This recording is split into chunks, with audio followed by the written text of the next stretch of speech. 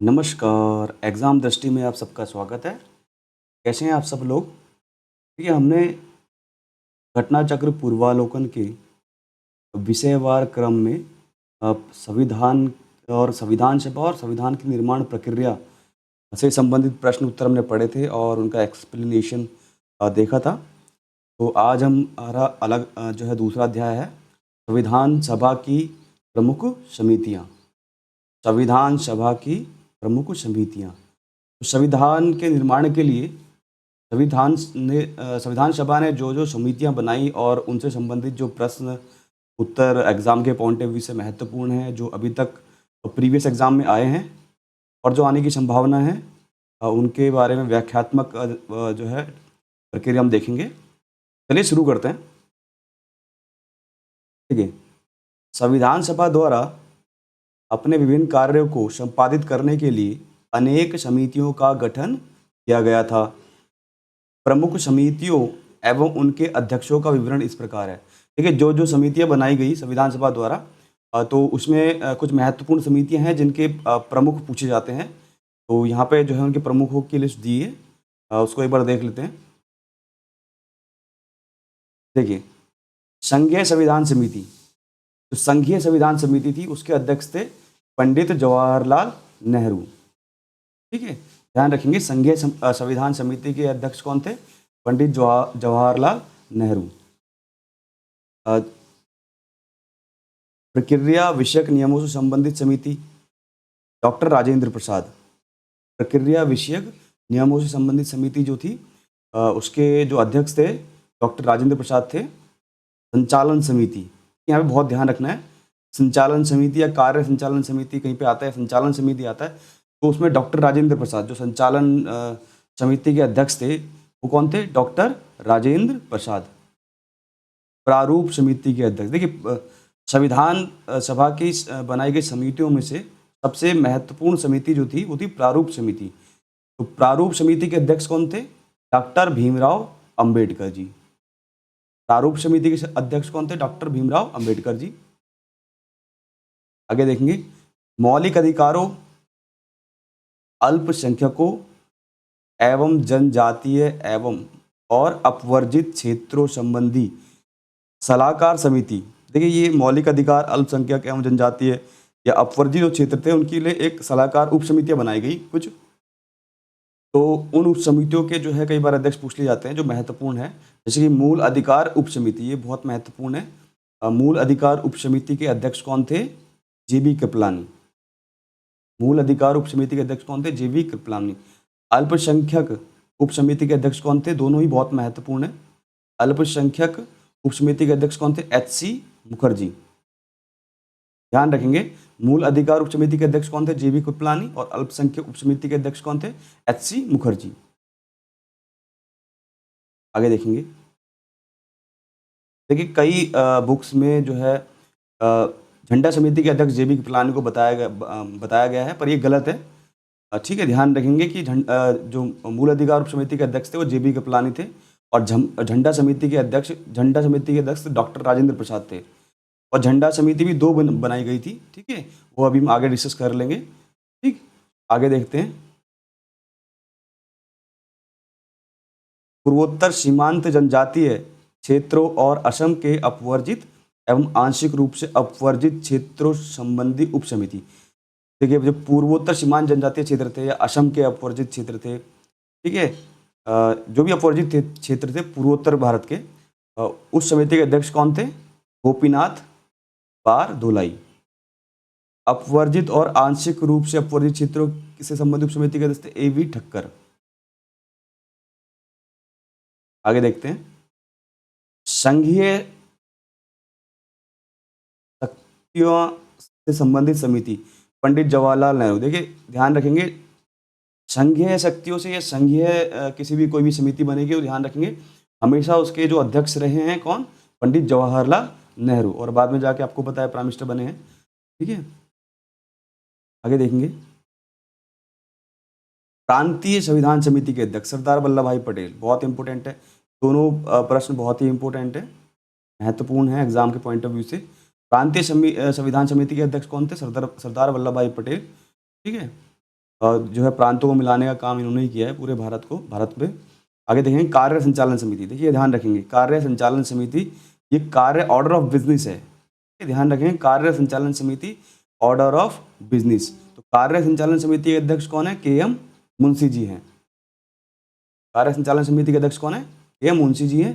और यहाँ पे देखिए संचालन समिति, दो समितियां हैं, एक है कार्य संचालन समिति और एक है संचालन समिति। देखिए संचालन बोलेंगे स्टीयरिंग, सिर्फ नॉर्मल अगर संचालन बोलें तो संचालन समिति के अध्यक्ष डॉक्टर राजेंद्र प्रसाद, और अगर कार्य संचालन समिति यानी ऑर्डर ऑफ बिजनेस बोला जाए,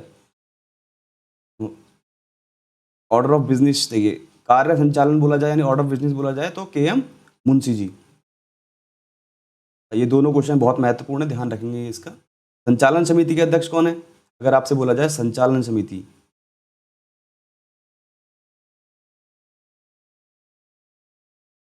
संचालन समिति एक है संचालन समिति और एक है कार्य संचालन समिति। ठीक है, ठीक है। संचालन समिति के अध्यक्ष जो हैं डॉक्टर राजेंद्र प्रसाद जी हैं।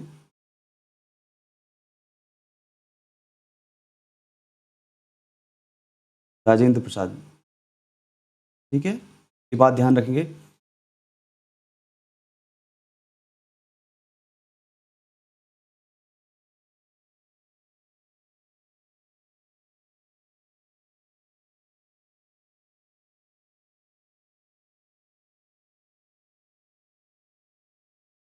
तो संचालन समिति के अध्यक्ष कौन है? डॉक्टर राजेंद्र प्रसाद जी। और कार्य संचालन समिति के अध्यक्ष कौन है? वो हैं के.एम. मुंशी जी।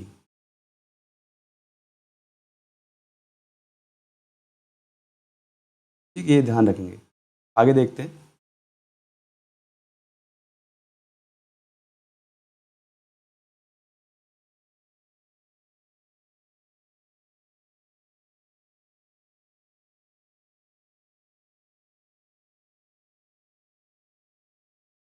तो कार्य संचालन समिति ऑर्डर ऑफ बिजनेस के हो गए के.एम. मुंशी जी।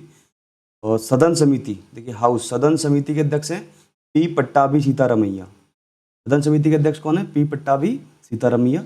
राष्ट्रीय ध्वज संबंधी तदर्थ समिति डॉक्टर राजेंद्र प्रसाद। ये ध्यान रखेंगे, बहुत इंपॉर्टेंट है, वेरी वेरी इंपॉर्टेंट। राष्ट्रीय ध्वज संबंधी तदर्थ समिति के अध्यक्ष कौन थे? डॉक्टर राजेंद्र प्रसाद जी थे। राष्ट्रीय ध्वज संबंधी तदर्थ समिति के अध्यक्ष कौन थे? डॉक्टर राजेंद्र प्रसाद जी। संविधान सभा के कार्यकरण संबंधी समिति जीवी मावलंकर जी हैं। संविधान सभा के कार्यकरण संबंधी समिति के अध्यक्ष कौन है? जीवी मावलंकर जी।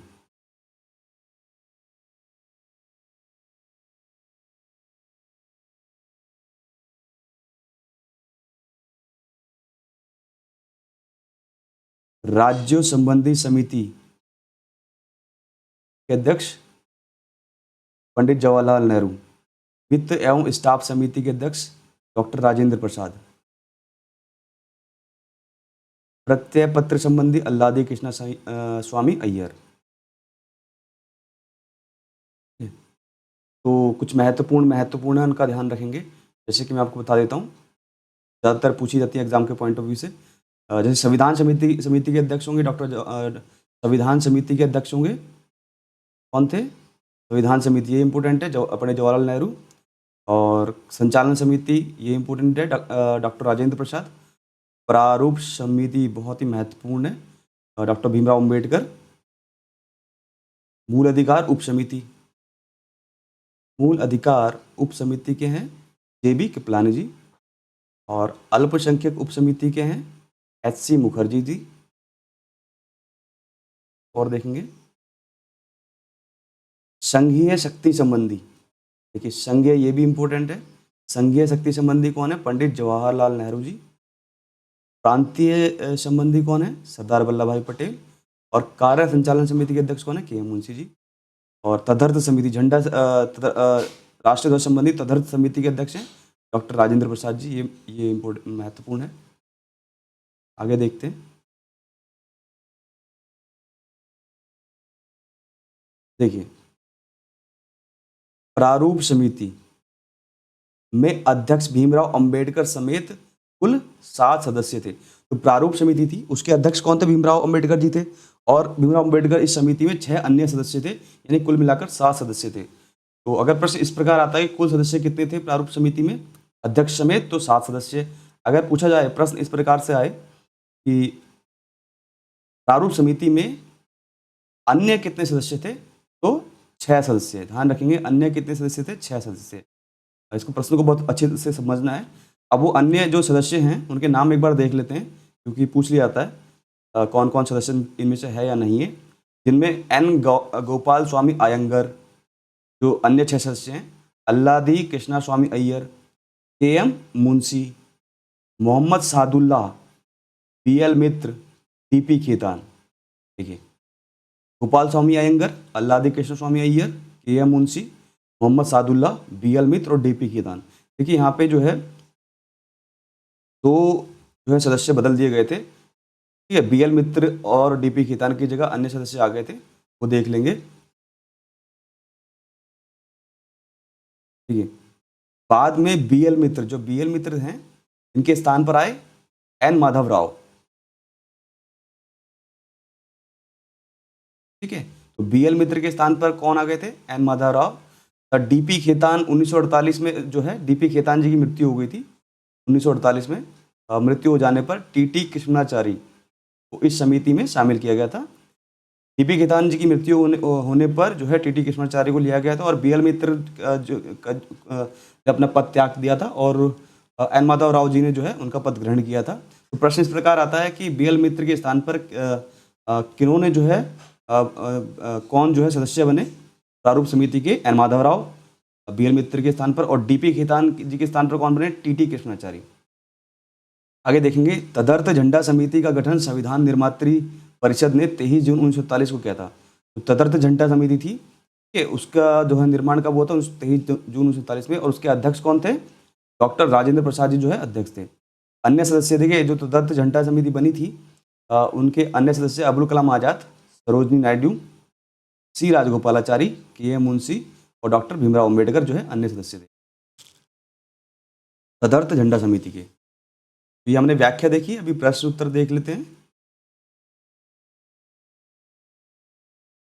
ये प्रश्न संख्या 1 है, निम्नलिखित में से संविधान सभा की संघ संविधान समिति का अध्यक्ष कौन था। देखिए यहाँ पे बात की जा रही है संघ संविधान सभा की संघ संविधान समिति का। देखिए जहाँ पर भी संघ आएगा तो आपका आंसर होना चाहिए जवाहरलाल नेहरू जी। ध्यान रखेंगे, जवाहरलाल नेहरू जी।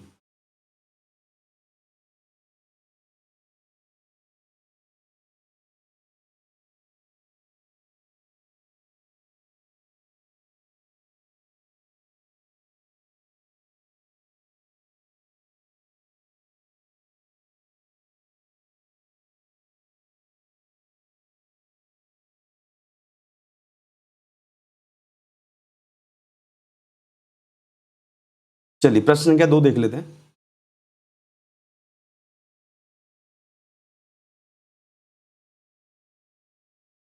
प्रश्न संख्या 2, संविधान सभा की प्रांतीय संविधान समिति का अध्यक्ष कौन था। सरदार वल्लभ भाई पटेल। देखिए जहाँ पे प्रांत आएगा, जहाँ पे संघ आएगा जवाहरलाल नेहरू जी, जहाँ पे प्रांत आया वहाँ पे सरदार वल्लभ भाई पटेल जी थे। आगे देख लेंगे। प्रश्न संख्या 3, भारतीय संविधान सभा की प्रारूप समिति के अध्यक्ष कौन थे। देखिए प्रारूप समिति के अध्यक्ष थे भीमराव अंबेडकर जी।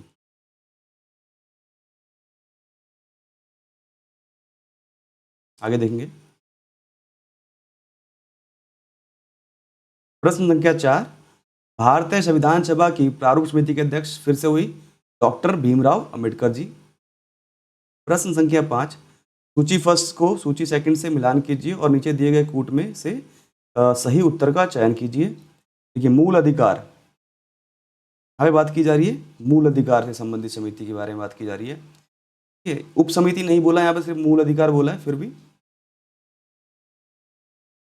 मूल अधिकार जो समिति थी, मूल अधिकार की 2 समिति थी, एक तो मूल अधिकार की समिति थी और एक थी मूल अधिकार उप समिति। लेकिन यहाँ पे सिर्फ जो है मूल अधिकार समिति बोला है, उप समिति नहीं बोला है। ध्यान रखेंगे, उप समिति नहीं बोला है, अभी वो भी क्लियर हो जाएगा।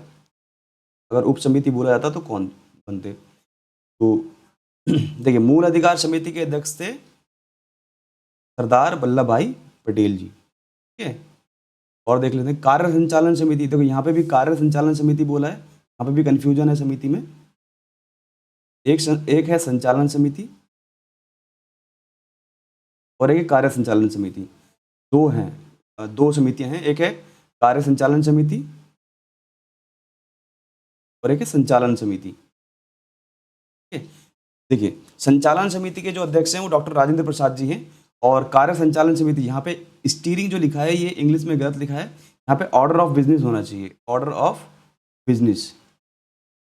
अगर यहाँ पे ऑर्डर ऑफ बिजनेस बोला जाए तो जो है सही होगा, यहाँ पे स्टीयरिंग गलत लिखा गया है इंग्लिश में। तो कार्य संचालन समिति के जो अध्यक्ष थे वो थे यहाँ पे के एम मुंशी जी, के एम मुंशी जी।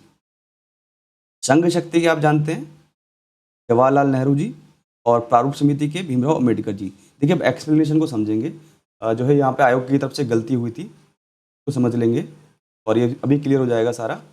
देखिए यहाँ पे जो एक्सप्लेनेशन दी गई है, मूल अधिकार समिति के अध्यक्ष कौन थे? सरदार वल्लभ भाई पटेल जी। लेकिन अगर प्रश्न इस प्रकार होता, मूल अधिकार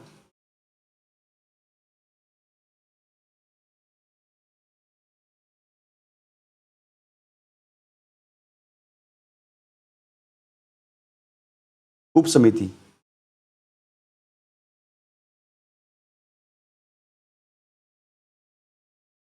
मूल अधिकार उप समिति होता यहाँ पे लिखा हुआ, तो आपका उत्तर होना था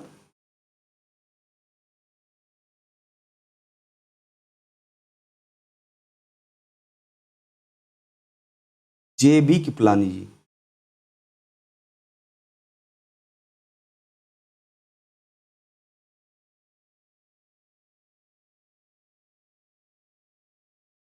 अगर मूल अधिकार उप समिति बोला जाता तो आपका आंसर होना था जे बी कृपलानी जी। यहाँ पे मूल अधिकार बोला है सरदार वल्लभ भाई पटेल जी। संचालन समिति, देखिए सिर्फ संचालन समिति बोला जाए तो डॉक्टर राजेंद्र प्रसाद स्टीयरिंग दिया है, और अगर कार्य संचालन बोला जाए, कार्य संचालन,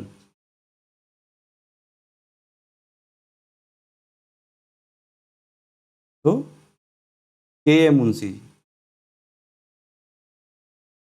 ठीक है, संचालन समिति जो स्टीयरिंग है उसके अध्यक्ष थे डॉक्टर राजेंद्र प्रसाद, और कार्य संचालन समिति के अध्यक्ष कौन थे? के एम मुंशी जी।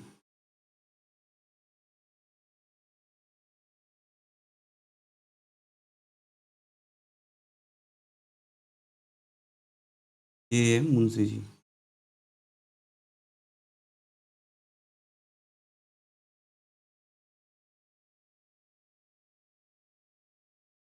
ठीक है,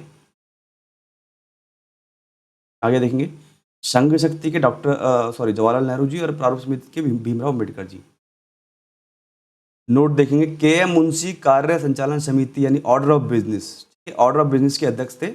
अंग्रेजी एवं हिंदी के प्रश्नों में इस संदर्भ में अंतर होने के कारण राजस्थान लोक सेवा आयोग द्वारा इस प्रश्न का मूल्यांकन से बाहर किया गया था। ठीक है, ध्यान रखेंगे ऑर्डर ऑफ बिजनेस यानी कि कार्य संचालन समिति के अध्यक्ष हैं के एम मुंशी जी, और संचालन समिति सिर्फ स्टीयरिंग बोला जाए, संचालन बोला जाए तो डॉक्टर राजेंद्र प्रसाद जी। अगर मूल अधिकार समिति बोला जाए, मूल अधिकार बोला जाए, मूल अधिकार समिति तो सरदार वल्लभ भाई पटेल जी, और अगर मूल अधिकार उप समिति की बात की जाए तो जे बी कृपलानी जी। उप समिति,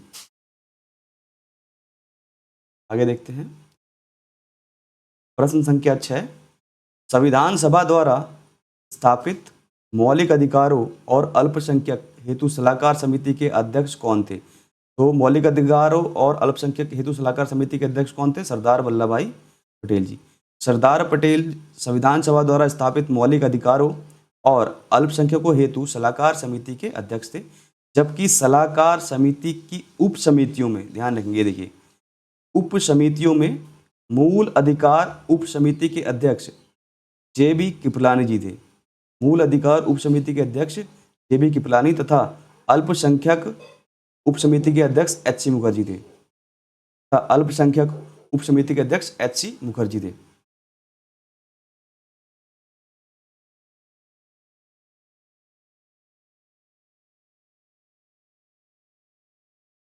आगे देखेंगे प्रश्न संख्या 7, डॉक्टर भीमराव अंबेडकर की अध्यक्षता में संविधान सभा की प्रारूप समिति में कितने अन्य सदस्य थे? देखिए कितने अन्य सदस्य थे, यहाँ पे 7 भी लिखा है, 6 भी लिखा है। अगर बोला जाए कि कुल सदस्य कितने थे प्रारूप समिति में, कुल सदस्य, अगर कुल सदस्य बोला जाए यानी कि अध्यक्ष को मिलाकर भी, तो होता है 7। लेकिन अगर बोला जाए अन्य सदस्य तो होगा 6। 6 सदस्य थे अन्य सदस्य, वो हम पढ़ चुके हैं कौन कौन सदस्य थे। तो प्रश्न को बहुत ही जो है सतर्कता से पढ़ना है, क्या पूछा जा रहा है। प्रश्न संख्या 8, निम्नलिखित में से कौन संविधान प्रारूप समिति के सदस्य थे? ये पूछ लिया गया। प्रारूप समिति में कुल सदस्य थे 7 और अन्य सदस्य थे 6, यानी कि एक अध्यक्ष हटाए गए हैं डॉक्टर भीमराव अम्बेडकर जी। अब यहाँ पे पूछा जा रहा है कौन से सदस्य थे इसमें। देखिए जो है गोपाला स्वामी जी थे, बिल्कुल सही है। जवाहरलाल नेहरू नहीं थे। अल्लादी कृष्ण स्वामी अय्यर थे, बिल्कुल सही है। और सरदार वल्लभ भाई पटेल नहीं थे। तो इस प्रकार हमारा आंसर होगा 1 2 4, बी में 1 4 नहीं, सी हमारा आंसर होगा फर्स्ट एंड थर्ड, पहला और तीसरा सही है। एन गोपाला स्वामी और अल्लादी कृष्ण स्वामी अय्यर। प्रश्न संख्या 9, संविधान पांडुलिखन समिति का निम्न में से कौन सदस्य नहीं था? देखिए पांडुलिखन समिति की बात की जा रही है। पांडुलिखन समिति बोला जाए तो ये ध्यान रखेंगे, प्रारूप समिति को ही पांडुलिखन समिति बोलते हैं। ध्यान रखेंगे, जो प्रारूप समिति है उसे पांडुलिखन समिति ही बोलते हैं। ठीक है, मतलब लेखन का कार्य करने वाले समिति थी, जो प्रारूप बनाने वाली समिति थी, बहुत ही महत्वपूर्ण समिति थी। और अध्यक्ष थे भीमराव अम्बेडकर जी। तो पूछा जा रहा है आपसे इनमें से कौन से सदस्य नहीं थे। देखिए मोहम्मद सादुल्ला जी थे और के मुंशी जी थे, अय्यर जी थे और जवाहरलाल नेहरू जी नहीं थे। तो आपका आंसर होगा डी।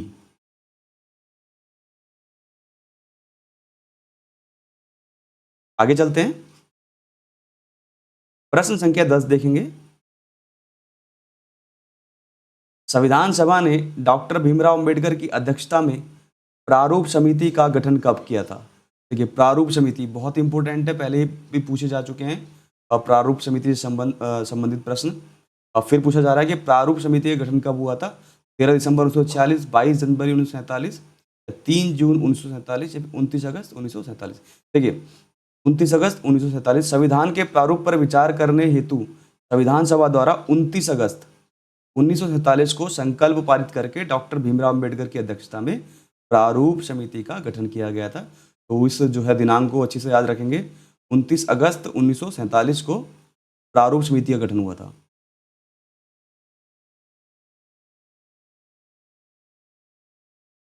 आगे देखते हैं,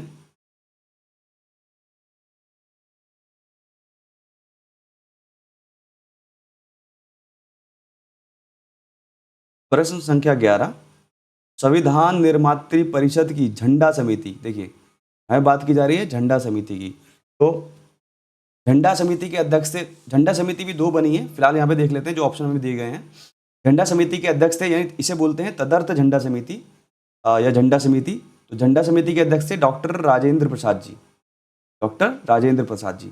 अब देखिए प्रश्न में किस प्रकार से कन्फ्यूजन होता है वो देख लेंगे। भारतीय इतिहास में 2 झंडा समितियों का विशेष उल्लेख है। कितनी? 2। ठीक है, 2 अप्रैल 1931 को कांग्रेस के कराची अधिवेशन में गठित झंडा समिति। तो एक झंडा समिति जो है स्वतंत्रता से पूर्व ही बन चुकी थी, ठीक है, और कांग्रेस के कराची अधिवेशन में बनी थी, जिसके अध्यक्ष सरदार वल्लभ भाई पटेल जी थे। ये देखिए अध्यक्ष कौन थे? सरदार वल्लभ भाई पटेल जी थे, तथा उसके नीचे 6 सदस्य थे। ये इतने महत्वपूर्ण नहीं है, मौलाना अबुल कलाम आज़ाद, तारा सिंह, जवाहरलाल नेहरू, डी.वी. केलकर, हरकिंदर और पट्टाभी सीतारामैया। अब दूसरी, ये तो पहली झंडा समिति हो गई जो स्वतंत्रता से पूर्व बनी। अब दूसरी झंडा समिति की बात करेंगे जो संविधान सभा ने बनाई थी। एक तदर्थ झंडा समिति का गठन संविधान निर्मात्री परिषद ने 23 जून 1947 को किया था। कब किया था? 23 जून 1947 को, ध्यान रखेंगे। तो ये तदर्थ झंडा समिति थी जो कि संविधान निर्मात्री परिषद द्वारा बनाई गई थी और जिसके अध्यक्ष कौन थे? डॉक्टर राजेंद्र प्रसाद जी। तो प्रश्न में इसी झंडा समिति की बात की जा रही है। ठीक है, डॉक्टर राजेंद्र प्रसाद जी थे तथा अन्य सदस्य थे अबुल कलाम आज़ाद, सरोजिनी नायडू, सी राजगोपालाचारी, के.एम. मुंशी, डॉक्टर भीमराव अम्बेडकर जी। ठीक है, यहाँ संविधान निर्माता परिषद द्वारा गठित झंडा समिति का अध्यक्ष पूछा गया है, बिल्कुल है।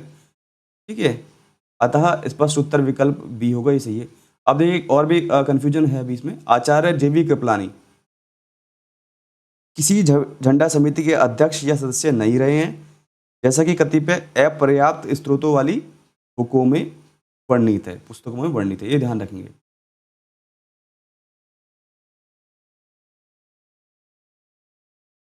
अगला अध्याय देखेंगे हम, संविधान का स्रोत, यानी संविधान जो है हमारे संविधान जो है कहाँ कहाँ से लिया गया है, ठीक है, और कहाँ कहाँ से कौन सी जो है विशेष चीज़ें ली गई हैं संविधान में, और संविधान का निर्माण किया गया है। संविधान के जो स्रोत हैं उनको देख लेंगे। संविधान के, भारतीय संविधान का अधिकांश भाग भारत शासन अधिनियम 1935 से लिया गया है। ये पहले ही पढ़ चुके हैं, भारत शासन अधिनियम 1935, बिल्कुल सही बात है। ब्रिटेन के संविधान द्वारा संसदीय शासन पद्धति, विधि का शासन, मंत्रिमंडलीय प्रणाली, एकल नागरिकता, द्विसदनीय प्रणाली, विधायी प्रक्रिया और संसदीय विशेषाधिकार, परमाधिकार लेख आदि उपबंध किए गए हैं। ये बहुत महत्वपूर्ण बिंदु है, इसको समझेंगे। ब्रिटेन के संविधान से हमने क्या क्या लिया? देखिए, संसदीय शासन पद्धति ली है हमने, यानी संसद होगी एक जिसमें जो है लोकसभा, राज्यसभा और राष्ट्रपति मिलकर बनेगी एक संसद। तो ये संसदीय शासन पद्धति जो हमने ली है, पार्लियामेंट जो भी लिया है हमने, ब्रिटेन से लिया है। और विधि का शासन, यानी विधि का शासन मतलब होता है जो भी शासन चलेगा वो कानून जो बने हैं उनके उस पर चलेगा। तो विधि का शासन भी हमने ब्रिटेन के संविधान से लिया है। मंत्रिमंडलीय प्रणाली, जो मंत्रिमंडलीय प्रणाली है हमारी, ये भी हमने ब्रिटेन से ली। एकल नागरिकता मतलब किसी के पास भी जो भी नागरिक है भारत का, उसमें भारत की नागरिकता होनी चाहिए। अगर अन्य वो किसी और की नागरिकता ग्रहण करता है तो भारत की नागरिकता खत्म हो जाती है, किसी को एकल नागरिकता कहते हैं। ये भी हमने ब्रिटेन से लिया है। द्विसदनीय प्रणाली, यानी कि 2 सदन होने चाहिए, जैसे कि लोकसभा, राज्यसभा है, और राज्यों में विधानसभा और विधान परिषद है। ये द्विसदनीय प्रणाली भी हमने ब्रिटेन से ली है। ठीक है, विधायी प्रक्रिया, जो कानूनी प्रक्रिया हमने ली है वो ब्रिटेन से ली है।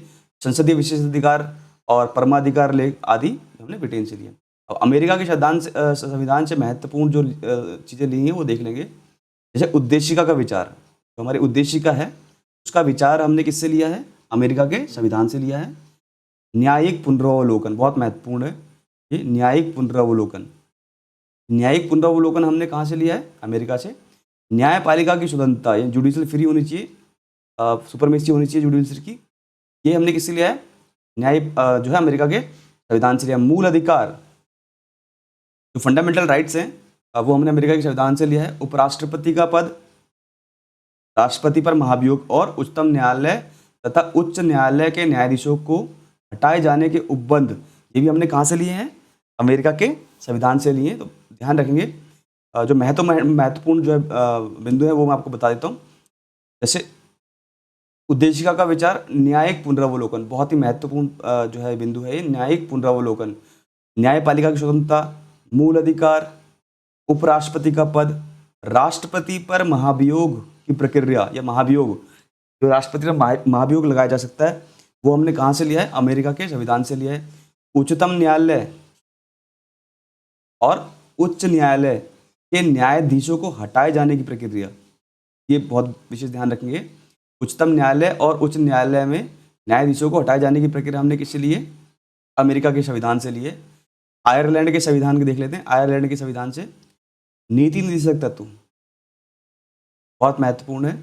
नीति निर्देशक तत्व जो है हमने आयरलैंड से लिए हैं। राष्ट्रपति की निर्वाचन पद्धति, जो राष्ट्रपति की निर्वाचन पद्धति है, किस प्रकार से राष्ट्रपति का निर्वाचन होता है, वो पद्धति हमने कहाँ से ली है?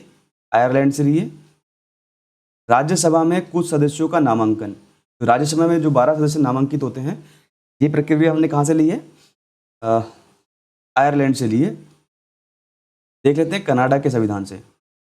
कनाडा के संविधान से सशक्त केंद्र के साथ संघीय व्यवस्था, तो जो संघीय व्यवस्था है ये विशेष ध्यान रखेंगे। संघीय व्यवस्था कहाँ से लिया है हमने? कनाडा से। केंद्र द्वारा राज्यपालों की नियुक्ति, यानी केंद्र जो है राज्यों में जो है राज्यपालों की नियुक्ति करता है, ये भी हमने कहाँ से लिया है? कनाडा से। उच्चतम न्यायालय का परामर्शी न्याय निर्णय, यानी उच्चतम न्यायालय जो है परामर्श कर सकता है किसी विषय में, ठीक है, तो ये भी कहाँ से लिया है हमने? कनाडा से लिया है। अवशिष्ट शक्तियों का केंद्र में निहित होना, यानी जो अवशिष्ट शक्तियां हैं, जो 7वीं अनुसूची में 7th शेड्यूल में जो शक्तियों का विभाजन किया गया है केंद्र और राज्यों के बीच में, वे 3 जो है सूचियां बनाई गई हैं, जैसे संघ सूची, राज्य सूची और समवर्ती सूची। तो इन तीनों सूचियों में जो है सारी शक्तियां जो है बंटवारा होने के बाद, यानी देने के बाद जो शक्तियां बचती हैं उनको बोला जाता है अवशिष्ट शक्तियां। तो अवशिष्ट शक्तियां जब ब्रिटेन का शासन था तब वो वायसराय के पास होती थी या गवर्नर के पास होती थी, गवर्नर जनरल के पास। अब ये अवशिष्ट शक्तियां किसके पास होंगी? केंद्र के पास होगी, ध्यान रखेंगे। अवशिष्ट शक्तियां किसके पास होंगी? केंद्र के पास। और यह जो प्रक्रिया है हमने कहाँ से ली है? कनाडा के संविधान से। कहाँ से लिए? कनाडा के संविधान से। ठीक है, आगे देखेंगे संसद के दोनों सदनों की संयुक्त बैठक, ये बहुत महत्वपूर्ण बिंदु है।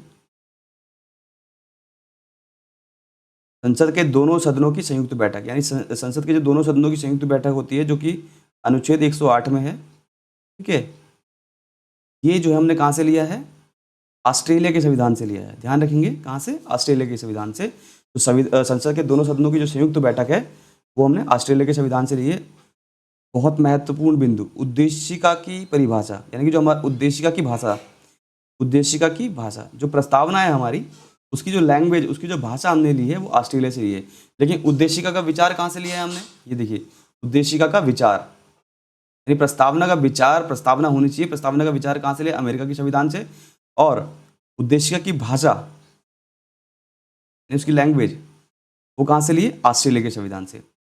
व्यापार, वाणिज्य और समागम की स्वतंत्रता, व्यापार और वाणिज्य या समागम की स्वतंत्रता होनी चाहिए। और समवर्ती सूची, बहुत महत्वपूर्ण, जो समवर्ती सूची है हमने कहाँ से ली है? ऑस्ट्रेलिया के संविधान से। बहुत ध्यान रखेंगे, समवर्ती सूची कहाँ से ली है? ऑस्ट्रेलिया के संविधान से। और उद्देशिका की भाषा ऑस्ट्रेलिया के संविधान से, संयुक्त बैठक ऑस्ट्रेलिया के संविधान से। आगे देखेंगे,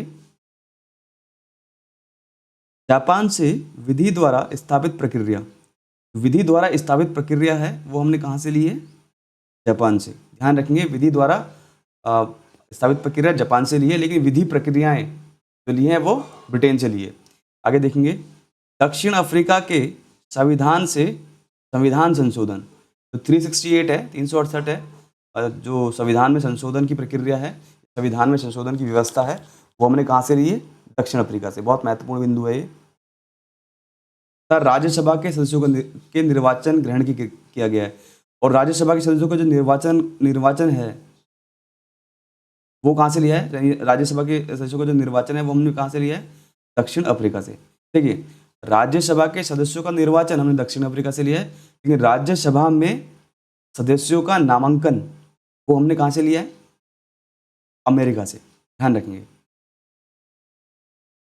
मूल कर्तव्य तथा प्रस्तावना में न्याय, जो मूल कर्तव्य है, मूल कर्तव्य तथा प्रस्तावना में न्याय के आदर्श हमने कहाँ से लिए? रूस से। अभी देखेंगे कहाँ से लिए? रूस से, सोवियत संघ से लिए। क्या सोवियत संघ यानी रूस से। तो मूल कर्तव्य,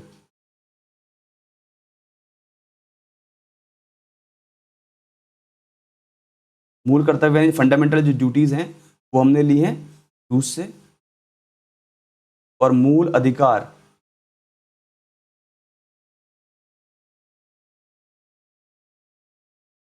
कहाँ से लिए? अमेरिका से। ये बात ध्यान रखेंगे, मूल कर्तव्य रूस से, मूल अधिकार अमेरिका से। फ्रांस के संविधान से प्रस्तावना में स्वतंत्रता, समता और बंधुता का आदर्श लिया गया है। ये बहुत महत्वपूर्ण प्रश्न है, ऐसे प्रश्न आजकल पूछे जाते हैं। प्रस्तावना में स्वतंत्रता, समता यानी समानता और बंधुता, ये कहाँ से लिया है? फ्रांस के संविधान से लिया है। कई बार ये पूछ लिया जाता है कि संविधान में फ्रांस से हमने स्वतंत्रता, समता और क्या लिया है? बंधुता। ये तीनों चीज याद रखेंगे। फ्रांस से क्या लिया है? स्वतंत्रता या समानता और बंधुता या भाईचारा। ठीक है, तथा गणराज्य की अवधारणा, और जो गणराज्य की अवधारणा ली है हमने वो कहाँ से ली है? फ्रांस के संविधान से। ध्यान रखेंगे, गणराज्य की अवधारणा हमने कहाँ से ली है? फ्रांस के संविधान से। जबकि जर्मनी से संघ को आपातकालीन शक्तियां, जो आपातकालीन शक्तियां हैं ठीक है, 356 में। वो कहाँ से लिए हैं? जर्मनी से। और आपातकाल के दौरान मूल अधिकारों का निलंबन, आपातकाल जब लगाया गया उसके बाद मूल अधिकारों का जो निलंबन है वो भी हमने कहाँ से लिया है? जर्मनी से। विशेष ध्यान रखेंगे। तो ये हमने जो है संविधान से के स्रोत के बारे में हमने पढ़ा, कौन से देश से हमने कौन सी चीज़ें ली हैं, ठीक है। तो हमने जो अभी विशेष तौर पर व्याख्या देखी। आगे वाले क्रम में हम जो है प्रश्न और उत्तर देखेंगे जो अभी तक प्रीवियस ईयर्स में आए हैं एग्जाम वगैरह में। तो आशा करता हूँ आपको जो है थोड़ा एक्सप्लेनेशन समझ में आया होगा। धन्यवाद।